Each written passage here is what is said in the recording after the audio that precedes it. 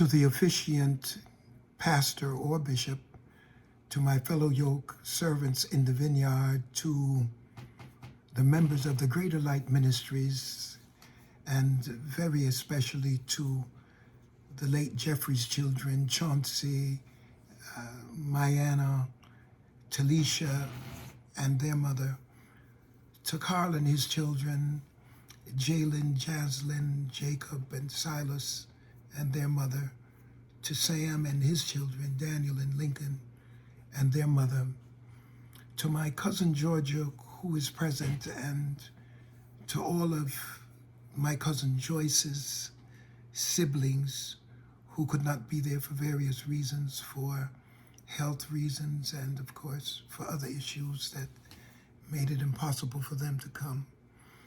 To all of the friends and just to everyone that is here memorializing and eulogizing my cousin Joyce.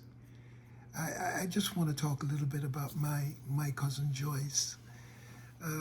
Words are inadequate actually to describe our upbringing. The strictness that was immersed into our childhood was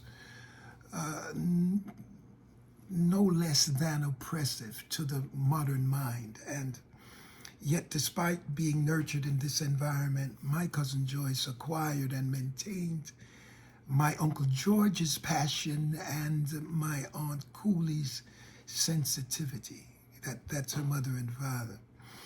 Her fiery romance and lifelong marriage to the Reverend Dr. Buddy Hackett exemplified the intensity she had for her husband, accompanied with this strict sensitivity for the late Jeffrey, for Carl, and Sammy. She maintained all the standards associated with her God-loving relationship without stifling the enormous giftedness of her sons and now her grandsons. Her embodiment of the fruit of the Spirit became the substratum of her spiritual insight to share her family's vision. She was literally clothed with a cloak of meekness to support her gifted family's dreams. She's endowed with the spirit of humility to patiently instill in her family deep convictions.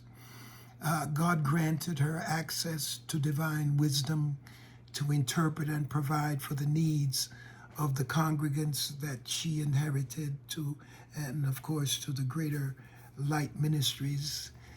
God gave her the wisdom that was essential for their upbringing and for their strength in God.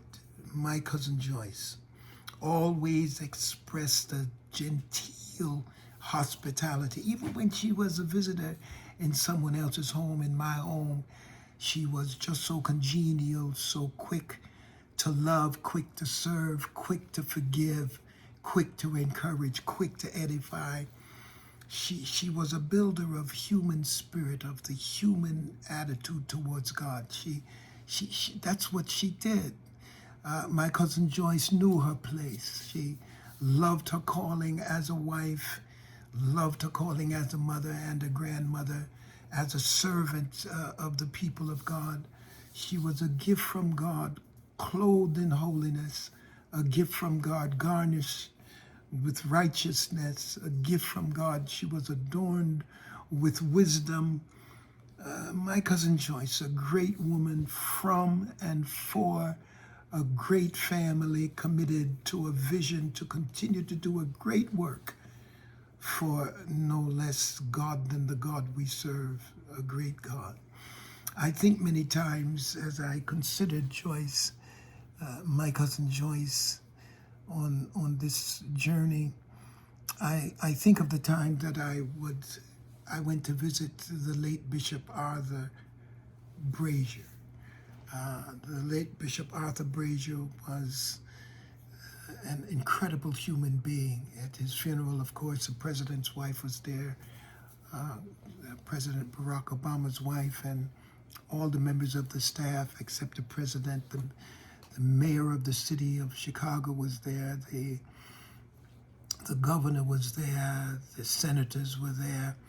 And he made that kind of impact. And he and the late Bishop Robert W. McMurray, who I took over from, they were close friends, and I was in the group with them. They were 20 plus years older than I was, but they nurtured me along. Bishop Brazier would visit Bishop McMurray when he was terminally ill, and I said that when Bishop Brazier was terminally ill, I said I would go and visit him, and that's what I did. When I went to visit him, I noted that he showed me how prostate cancer had decimated his body, and he would show me where his pants, his trousers were, and where they ended up being. Just a big open space. And I don't know how it came out of my mouth. Some things you wish you could take back. It was quite a debacle, what came out of my mouth. It was just one of those moments. And I heard myself saying, Bishop, it's interesting that none of us is indispensable. I saw the machination of his mind as he began to process what I had just said in light of Peter, James, and John being gone, Bishop Haywood being gone, and all of the significant biblical characters and all of the significant modern-day preachers and those that brought us today. All of them are gone. And with that in mind, I said to him, none of us are indispensable. Yeah, I saw him thinking it through and churning in his mind as it went around and round, considering his mortality as I was considering mine. And he finally said to me, he said, Noel, it is true that none of us is indispensable. But then he said, however, some of us are irreplaceable. And I think that my cousin Joyce, as it relates to her sons, her grandsons, as it relates to her siblings, as it relates to the Greater Light Ministries and all of her friends, and very definitely to me, my cousin Joyce is irreplaceable. She's asleep now, resting in the bosom of Abraham, and she's waiting for the trump of God to sound. My thanatology does not have room or make room for my cousin Joyce to be roaming around in the atmosphere or the stratosphere or even the ionosphere looking down on us. How could she rest in preparation for her enormous reward if she is still experiencing the worsening decadence of this world? Russia invading the Ukraine, gangs marauding in the streets with murder in their hearts, human and sex trafficking, homelessness, drug abuse continuing, a biased criminal justice system, bigotry, family members suffering without her ability to help, just roaming helplessly looking down. Absolutely not. My cousin Joyce is asleep in God, resting in peace. She has no consciousness as it relates to this world. That's why Solomon said, the dead know nothing as to the happenings in the world. She is resting in peace. I compare this sleep with the experience of having an operation where the anesthesiologist comes and says, count down from 10. And as you begin to count down from 10, the next thing you know, you are in the recovery room. Whether you were out for unconscious and out for 7 hours or for 7 minutes, it just seems instant. That's what my thanatology says. My thanatology says my cousin Joyce is sleeping even more intensely than being put out by an anesthesiologist, because in death there is no recollection of time. So it does not matter whether you were dead for 2,000 years like Paul and the early saints, or 200 years or 20 years or 20 months, 20 days or 20 minutes or even 20 seconds.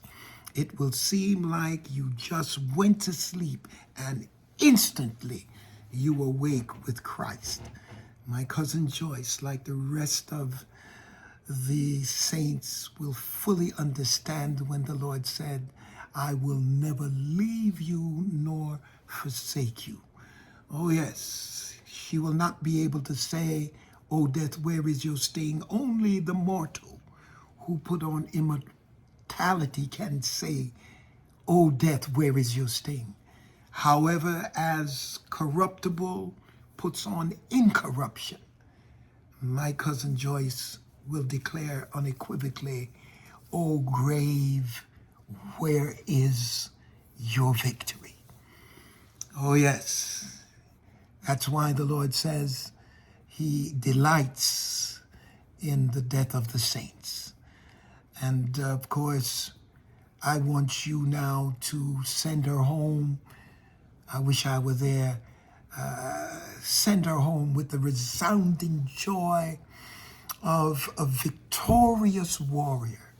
Send her home with clapping and shouting and singing as unto the Lord and eulogizing this great woman of God, giving thanks to God that he shared her with us for some 70 plus years.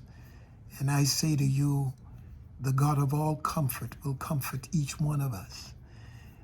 You're not going to get over it where you don't feel it. But what God will do, family and children, grandchildren, siblings, all of my friends, what God will do is he will comfort you in the time of need. It will not overwhelm you. At that time, he will step in when everybody's gone and give us the comfort we need. Send her home. Send her home ebulliently. Send her home defying everything that Satan would want to make you feel. And God bless you richly. Heaven smile on you. I love you.